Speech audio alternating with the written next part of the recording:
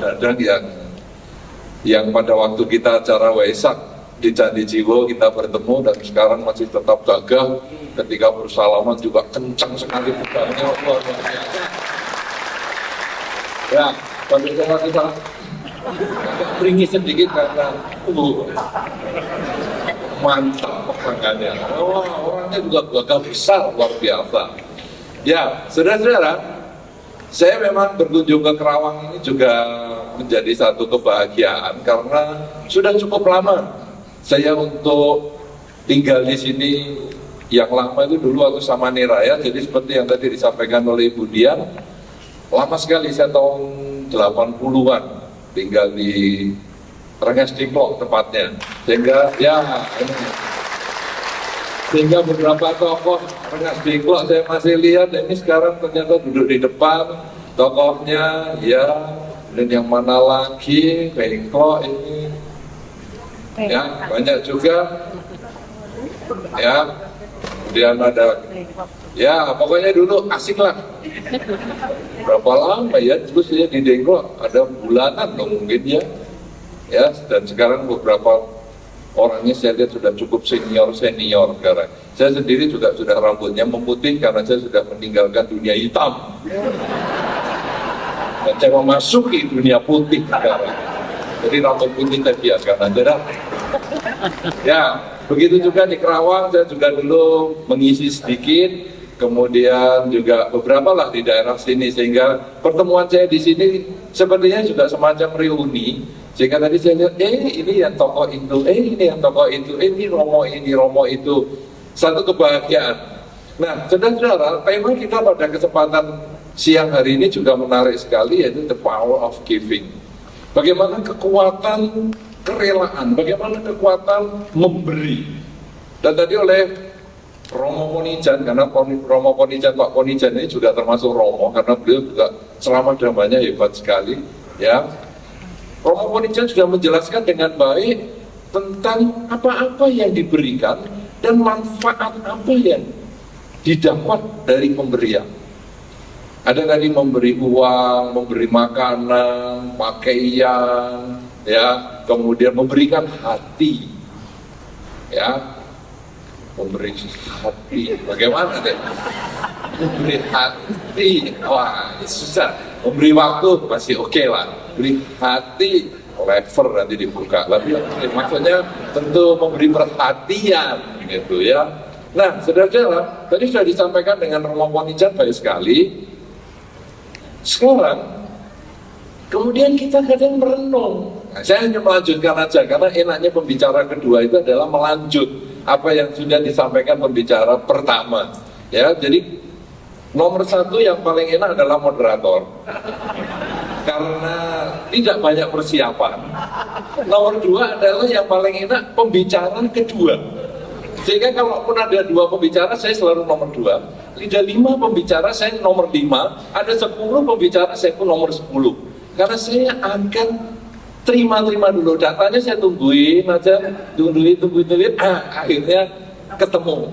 Ya, jadi pendengar yang baik saja. Datang dengan kosong, begitu naik sudah ada bahan. Ini ya, saya terima kasih kepada Romo Ponijan, beliau. Nah, kira-kira melanjut apa yang disampaikan Romo Ponijan tadi, bahwa orang mau berdana uang, orang mau berdana makanan, orang mau berdana pakaian. Gimana mau dana? Saya sendiri kekurangan.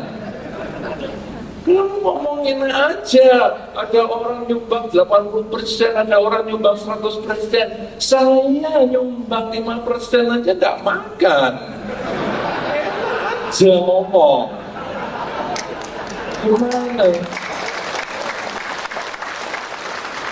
Nyumbang sepiring nasi, nah saya kerja keras cuma dapatnya sepiring nasi, nyumbang sepiring nasi 100%. Nyumbang pakaian, ya kalau kamu punya pakaian lebih dari 10, oke lah, pakaianku cuma 1 ini loh. Makanya saya tidak berdiri, saudara. Karena saya tidak ada yang perlu dipamerkan.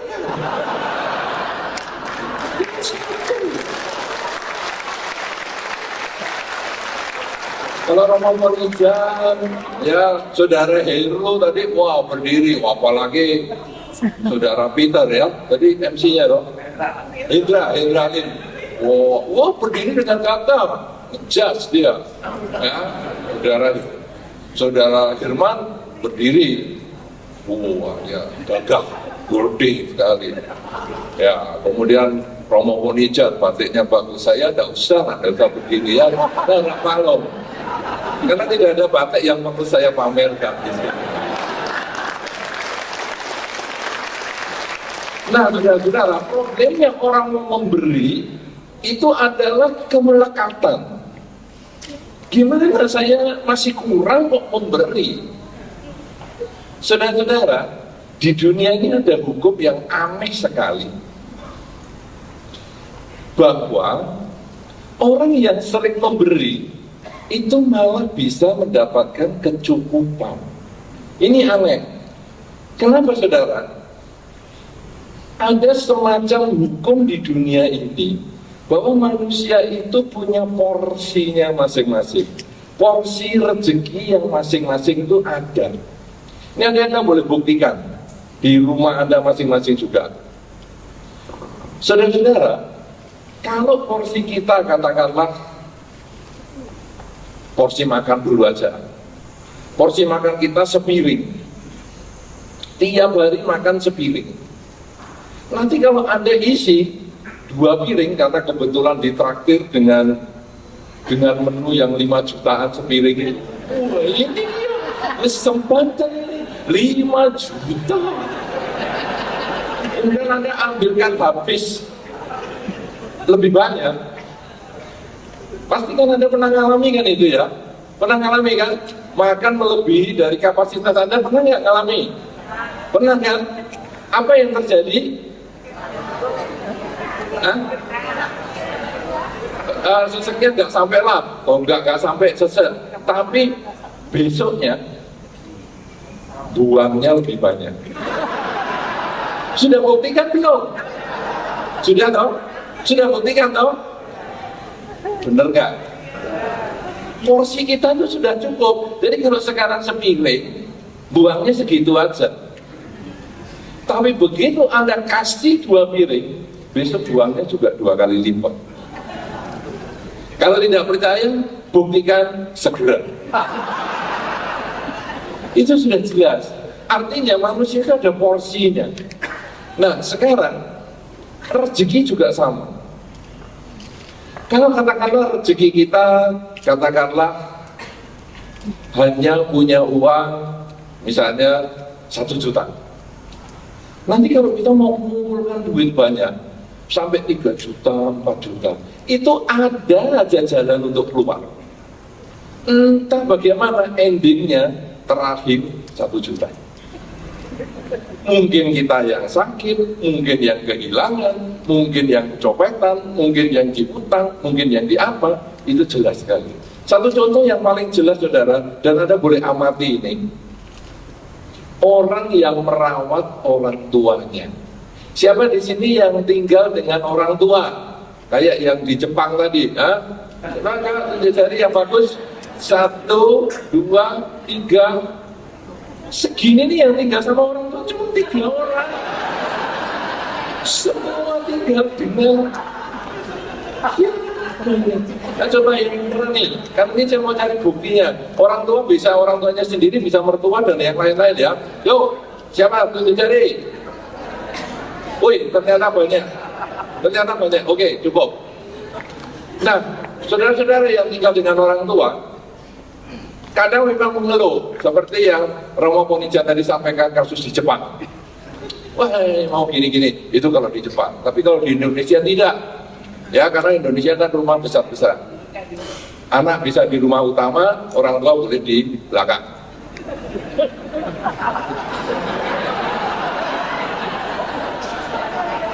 Sesat ini, sesat, jangan diikuti.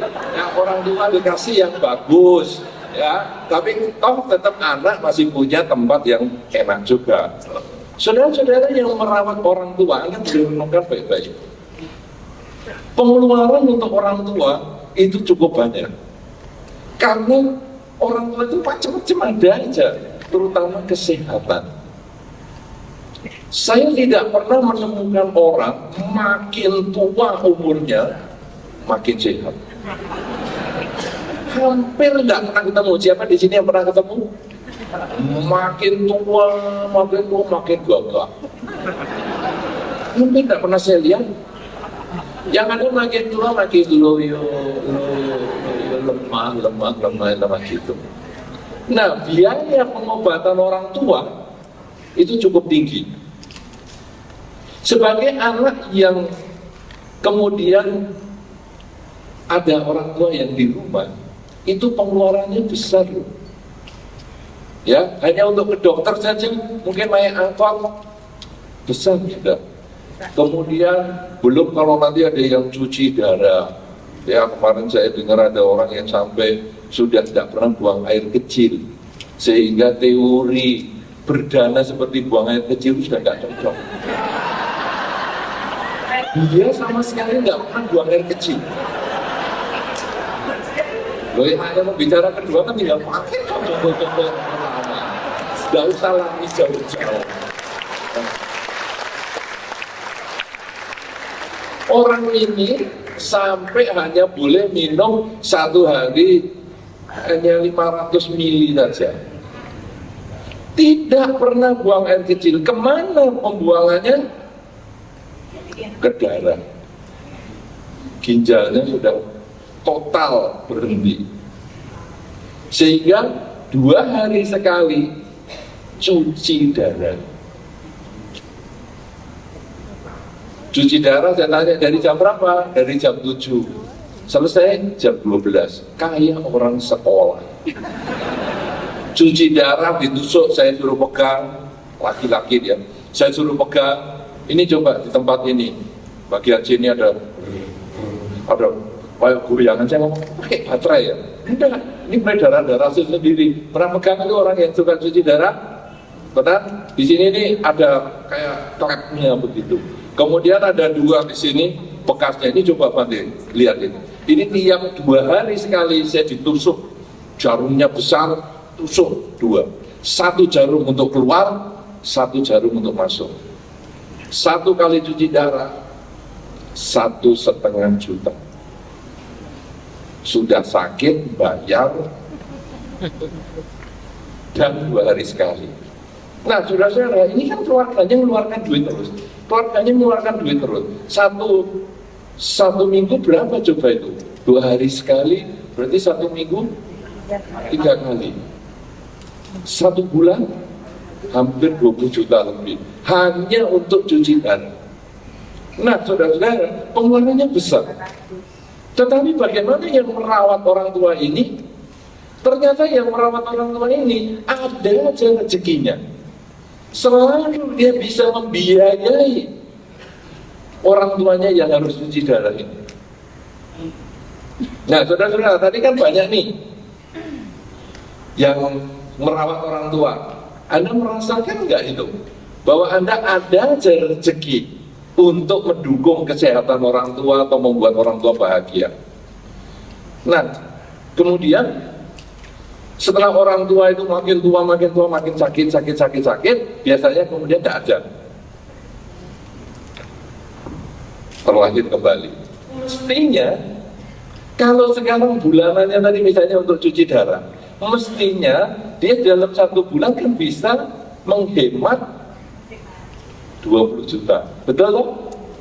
Karena kan saya kan 1 kali 1,5, ya 15 kali dalam 1 bulan, ya 20 juta. Ternyata saudara, setelah orang tuanya meninggal, bisa menghemat? Tidak. Tetap. Ini aneh.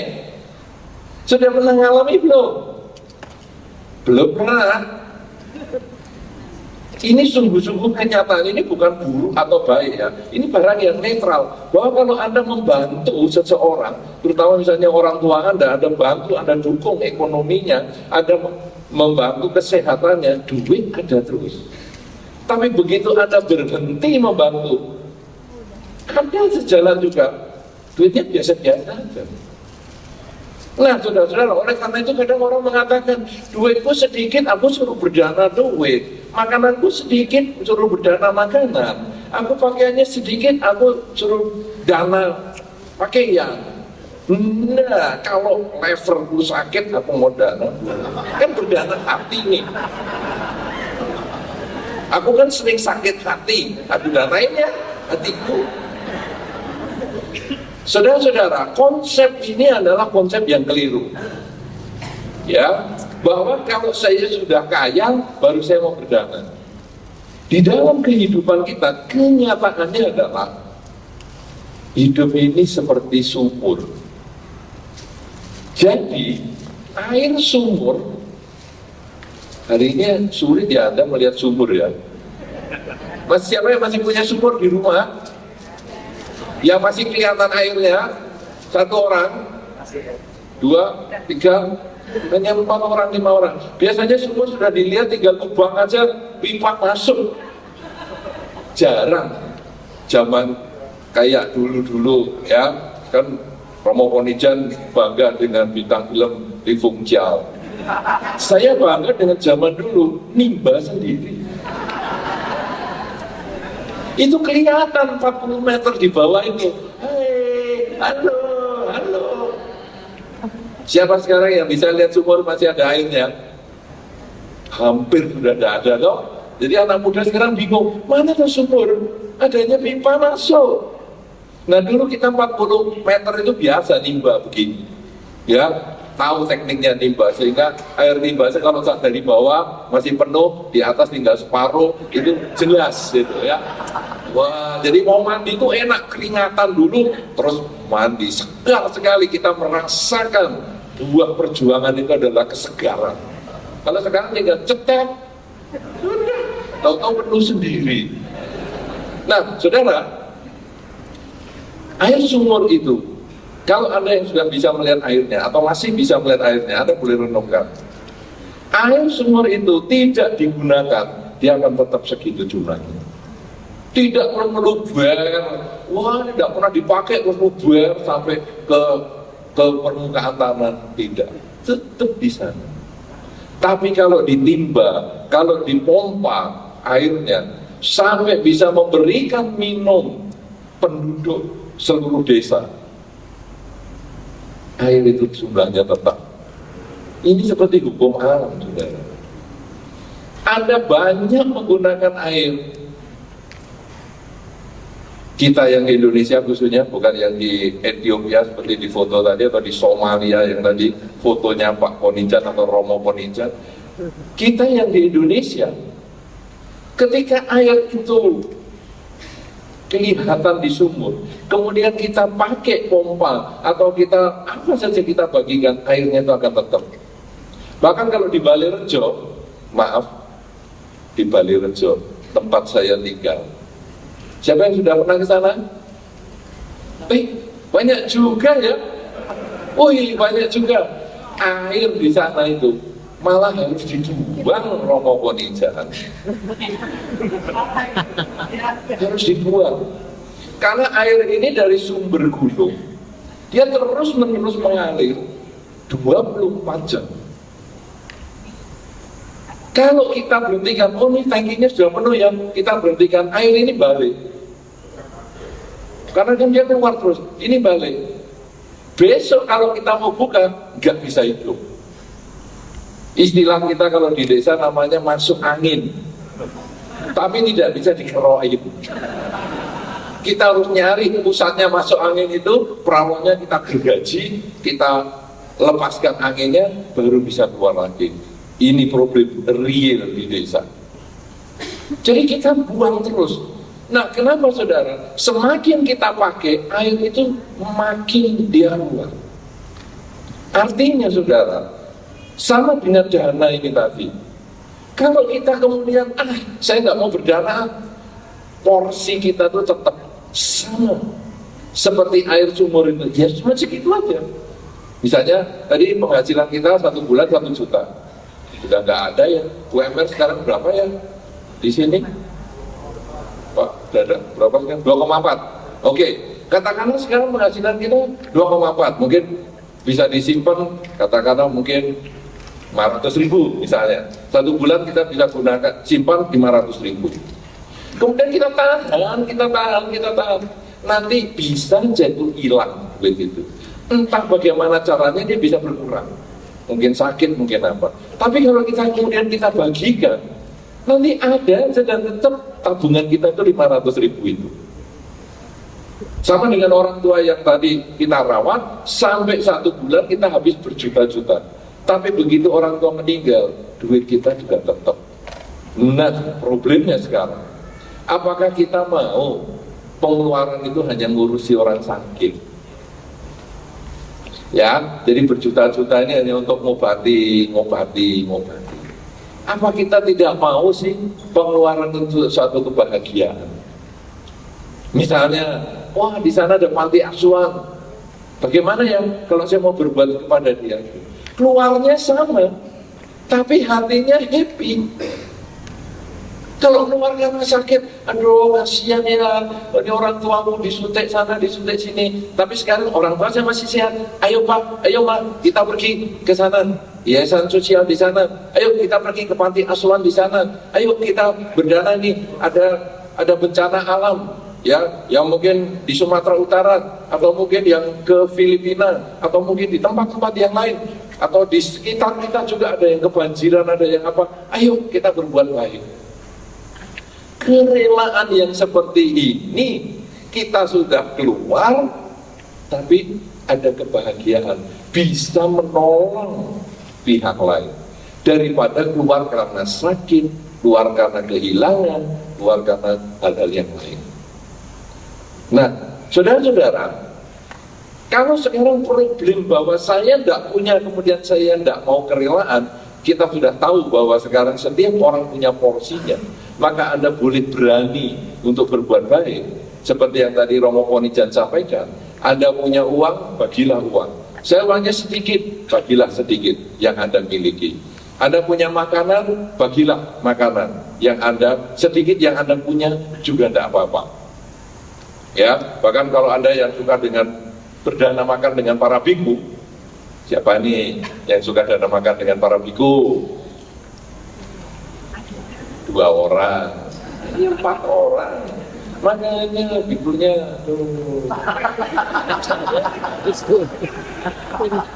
kasihan. Coba kalau Pak Heru yang jadi biku, mantap.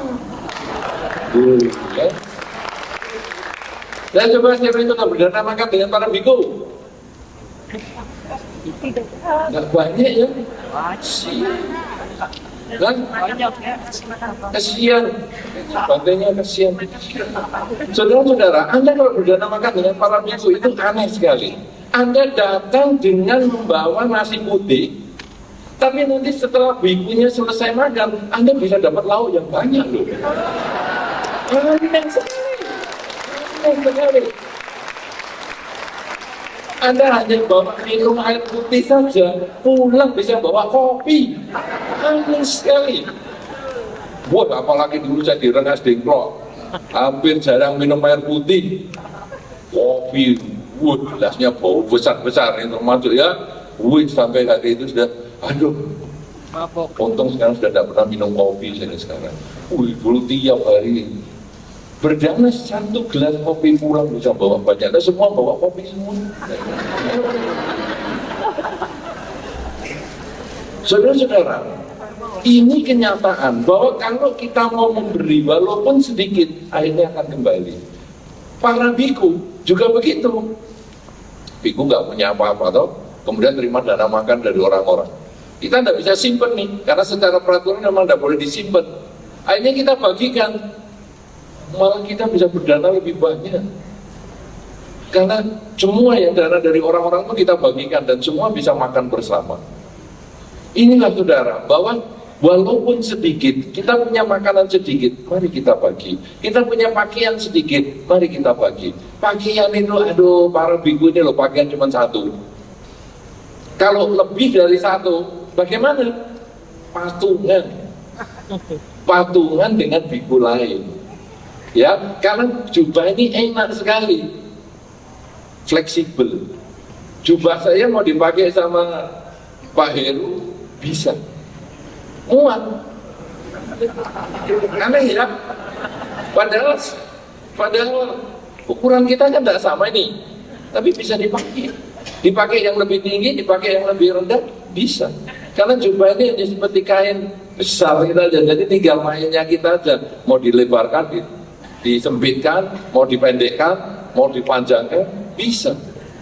Nah, saudara-saudara, walaupun kita misalnya hanya punya satu potong pakaian, atau katakanlah sudahlah, karena di hari kita ada 7 hari, saya sudah punya 7 pakaian.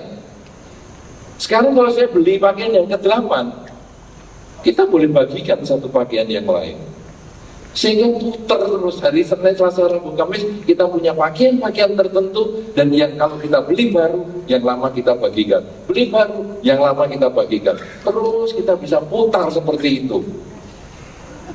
Jadi saudara, kalau saya punya makanan sedikit, saya punya pakaian sedikit, saya boleh bagikan sedikit. Saya punya makanan banyak, saya punya pakaian banyak, saya bagikan yang banyak.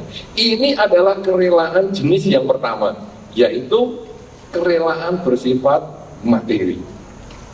Ya, tadi yang disampaikan oleh Romo Ponija, kebanyakan adalah kerelaan yang bersifat materi yang mudah sekali. Karena kalau saya punya, saya bisa bagikan. Pada level 2, tadi juga disebutkan oleh Romo Ponija, yaitu memberi hati dan waktu. Di dalam Dhamma, kerelaan yang ini disebut kerelaan yang bukan materi. Memberikan perhatian itu adalah kerelaan juga.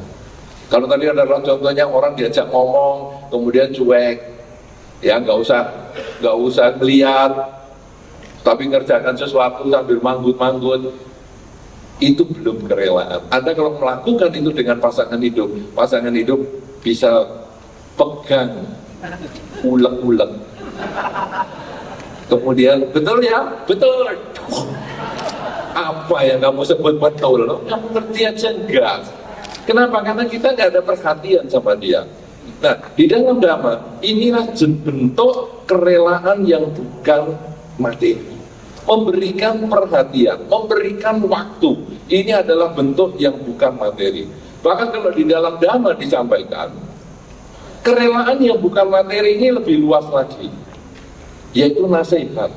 Kalau tadi dikatakan oleh Romo Ponija, kita mendengar saja orang yang curhat, menyampaikan kesulitannya, kita mendengar saja sudah 50% menyelesaikan masalah, minimal lega dia. Apalagi kalau kita bisa mengarahkan. Nah, ini kalau di dalam Dhamma dikatakan memberikan nasihat, Dhamma dana. Misalnya, waduh, saya ini ada kesulitan rumah tangga saya ini bagaimana ya?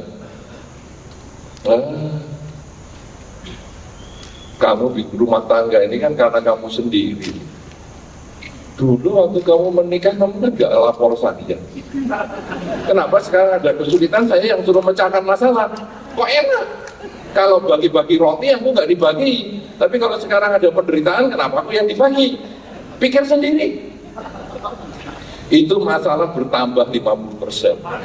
Sudah stres, tambah stres.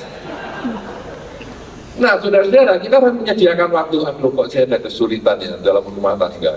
Kemudian kita merenungkan apa cara dia menjawab yang baik.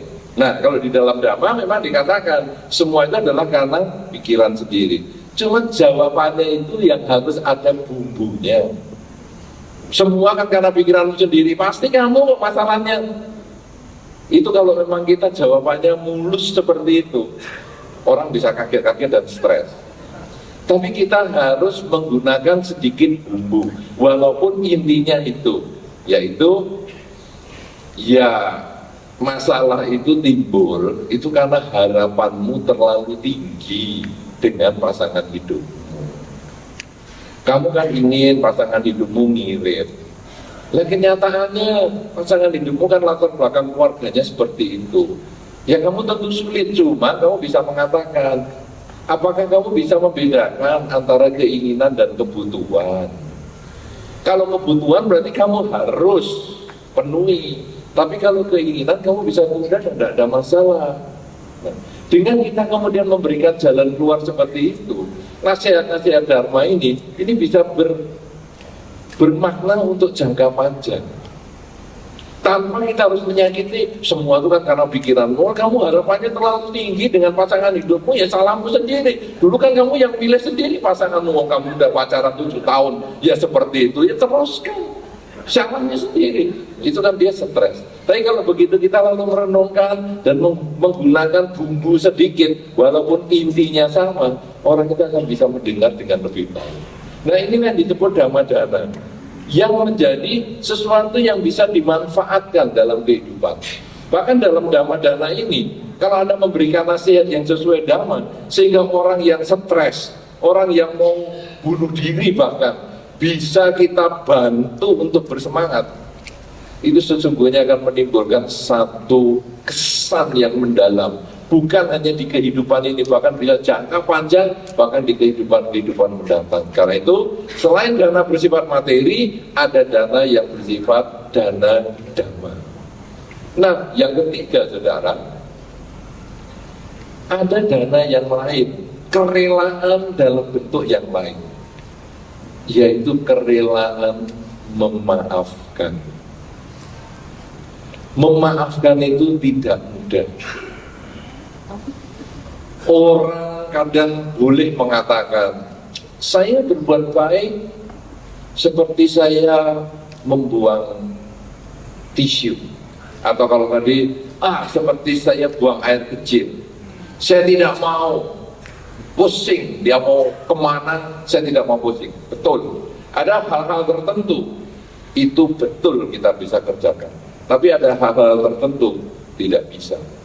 Berapa banyak pasangan hidup mengeluh dengan pasangannya, mengatakan, aku sudah baik sama kamu. Mana balasannya? Aku sudah sabar sama kamu. Mana balasannya? Pernah hal itu Anda temui di masyarakat? Pernah? Banyak, ya, di masyarakat seperti itu banyak.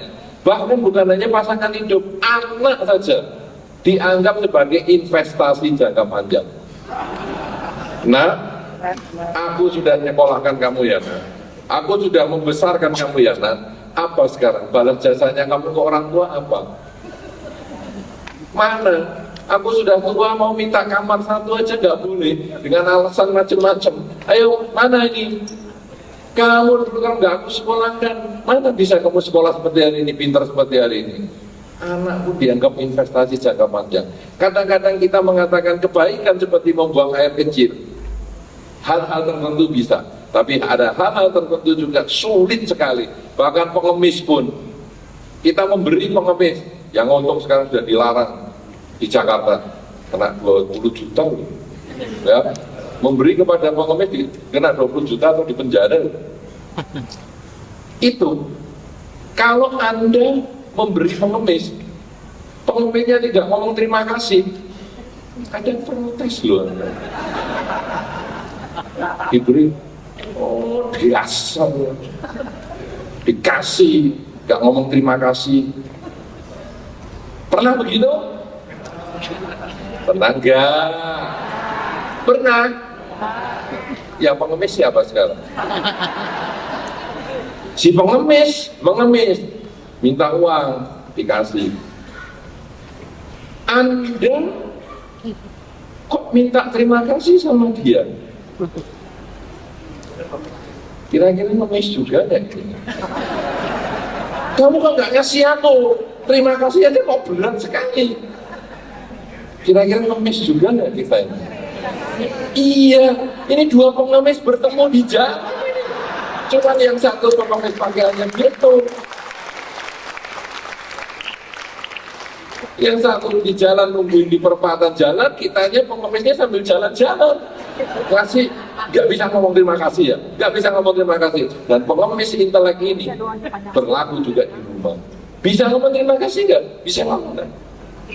Saudara-saudara, berbuat baik memang tidak mudah. Sekarang ketika kita mau memaafkan orang, itu berarti kita bisa memposisikan kita dalam posisinya dia. Ini tidak mudah. Biasanya orang selalu menganggap bahwa aku ini lebih sulit, aku ini hidupnya lebih berat, aku ini hidupnya lebih menderita, atau sebaliknya, aku hidupnya lebih bahagia, aku lebih sukses dan lain sebagainya. Padahal kalau kita coba merenungkan kita sebagai dia, iya ya, kasihan. Orang seperti itu tidak tahu terima kasih. Oh kasihan. Ya sudahlah, semoga kamu bahagia. Semoga semua makhluk bahagia. Kita lalu merenung gitu, kita bisa memaafkan dia. Ya sudah, tidak perlu menuntut. Terima kasih ya Pak, yang kenceng ya Pak, terima kasih ya. Nanti sama mobil belakang ngomong terima kasih ya Pak. Kita tidak lagi mengemis-ngemis seperti itu lagi. Tapi kita lalu memaklumi, ya sudah, memang dia seperti itu. Ya sudah. Ketika kita bisa memaklumi dengan mengatakan ya sudah, memang dia seperti itu, maka kita lebih mudah memaafkan orang.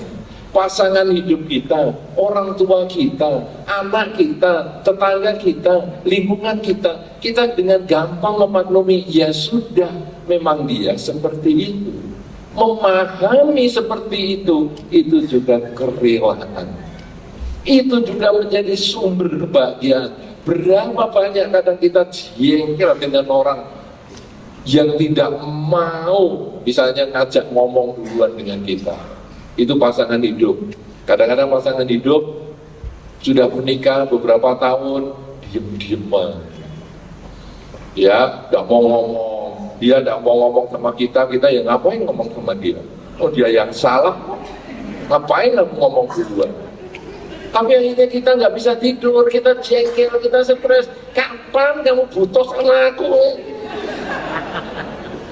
Coba nggak kamu kemudian kita merenung, ya sudahlah itu pasangan hidupku. Berdana senyum aja kan nggak ngapa-ngapa dah. Senyum. Kita juga senyum yang paling manis, pasangan hidup kita menjawab. Menjawab dengan pandangan dingin dan membuang muka. Senyum, ya kita menghadap lagi.